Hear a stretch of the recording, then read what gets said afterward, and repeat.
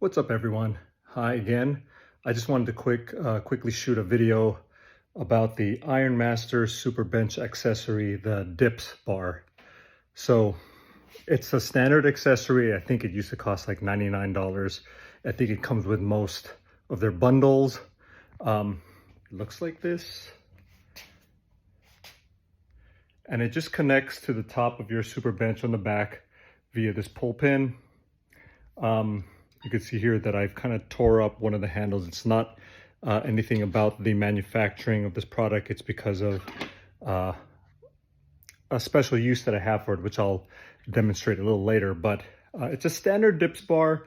I could take measurements later and put that down in the description if you want to know how wide these are, because it is important that you pick one with the proper width, that when you grip it and you're doing your dip, right, that you feel comfortable, because there are some benches or dip bars that have adjustable lengths, but in this case, it's not adjustable.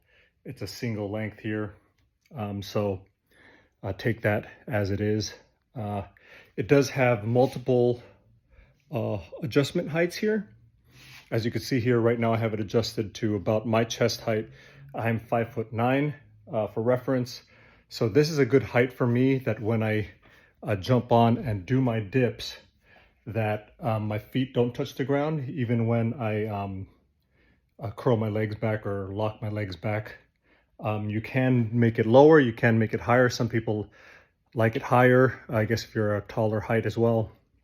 Sometimes I'll put it at a higher length because it feels like I get a deeper stretch at the bottom, even though to be honest, even in the second setting, you know, it's the same stretch that I get, but something about being a little higher up makes a difference. Again, it's just a standard dip bar. Some alternate uses for it, that's important to know. So you could turn it around this way to do your dips so that you have room for your legs and your body to dangle. You could also flip it around, and I'll demonstrate that right now. You just pull it out, and like I mentioned, there are 3 different height adjustments here. And you just, sorry, I'm doing this one-handed. You just basically turn it around this way so that the bars are facing the pad of the bench. And if you do it this way, and I'll show you really quickly. If you do it this way, I'm just gonna lock it in, and then adjust the angle of it. You'll see here that you can now use these bars and hold on to it.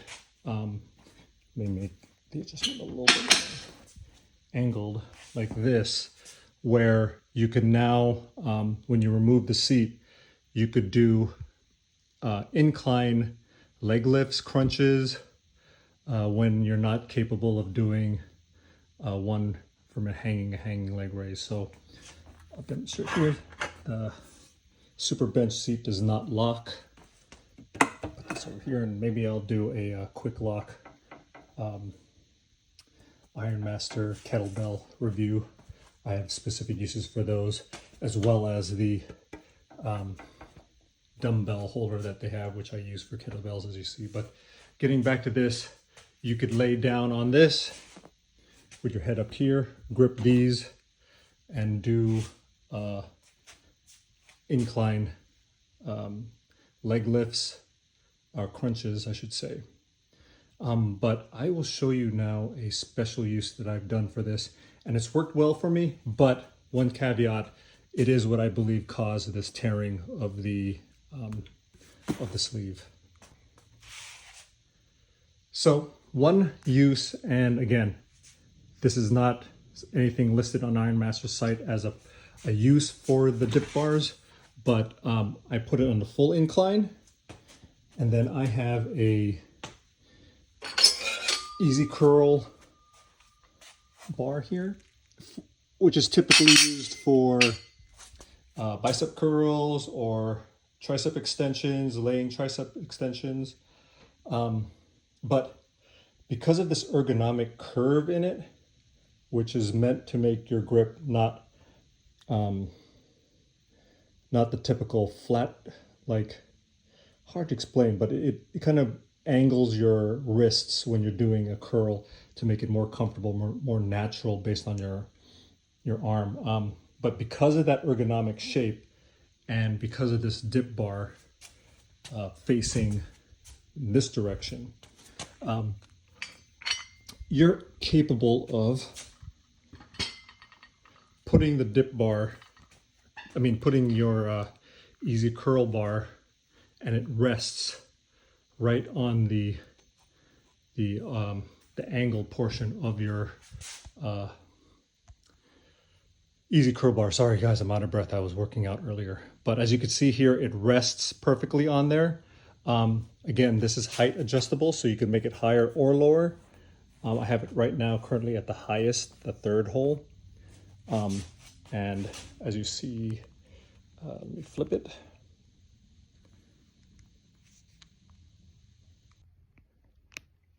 As you see, the bar is right at my shoulder height, which is perfect for me to do a shoulder press. And let's see if I could demonstrate that really quickly, obviously with no weight, so that you could see how easy it is to get in and out of this position. So, like I mentioned, this is at my shoulder height.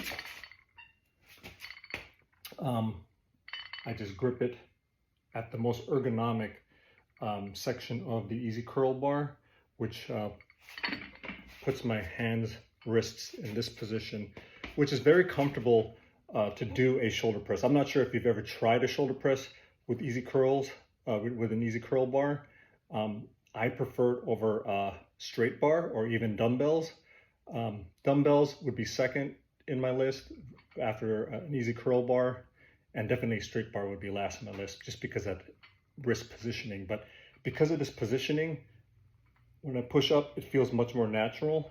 And when I come down, you can see that my wrists aren't like this, which kind of feels awkward. They feel in much more natural position as I push up. And because of that, I could actually use this dip bar as a starting point. You just toss on your weights on the ends, curl it up. Now, warning here, if you don't have any weights on your bar, because there's no lock here, if I put like a 35-pound weight here, it will tip over. So what I do is I'll put on the weights before I put it onto the bar, and then I'll just curl it up, put it on, and then add weights as you need. Just having like a 25-pound weight on here will kind of hold it in place and not make it fall. But once it's in position, again, it's perfect for a military press because it's at your shoulder height. You just grip it ergonomically, step into your bench, step out, press as you typically would, get a nice deep stretch at the bottom, press, get it back down, and when you're ready to go back in, you just step it back in. That's one of the special uses I have for the dip bar. In fact, I think I do military presses and crunches, incline bench crunches, more often than I do the actual dips. That's because of rotator cuff pain. But again, this is a great product.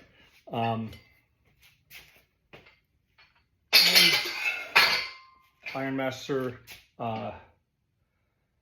puts this in one of their main bundles. It's really inexpensive. It's really small and really tucks away very easily. It's not one of those things where you have a long post or anything, like as you see here. It's really tiny. It's got some heft to it. One thing I did not know until this broke off is that if you take this off, it's got really nice knurling. I wouldn't say it's the most aggressive, but it is nice. It is grippy. I would say it's borderline aggressive. It's great. And I do take these off when I'm doing dips because I do like the grip on this. But when I'm doing military presses, I'll put this on for the extra protection so I don't mess up the knurling on this. But again, just a quick review about the the dip attachment for the Ironmaster Super Bench. Again, this could be used on the Ironmaster Super Bench like I have here, the old school one or the new one. So yeah, highly recommend this for its multiple purposes, multiple uses. Let me see if I could show you how it works for incline crunch. All right, like I mentioned, I have the dip bar attachment connected to the Super Bench facing the padding. I'll just put it at a decent incline. And the good part about this is that as you get better and better at the crunch, you could increase the incline more and more to the point that it's straight up. Obviously your legs will touch the ground unless you're very short if you're in this position, but when you're able to do a standing or a crunch in this position, you should probably go over to the hanging to a pull-up bar and do a proper crunch that way. But I'll quickly show you that on an incline, you just lay back on your bench, grab the grips, dangle your legs, and crunch up. Or you could do, obviously, to the sides, but it's very handy to have this. I don't know how you would do an incline crunch if you did not have this attachment on any bench, because gripping it here would be very difficult. So I hope that helped. And I promise I'll start getting some reviews for some of the other attachments that I have here sooner, including the actual accessory holder. And my apologies about my garage. This is as real as it gets. This is how I work out. I don't have mats, as you can see here. But yeah, thank you for watching, and I'll see you next time.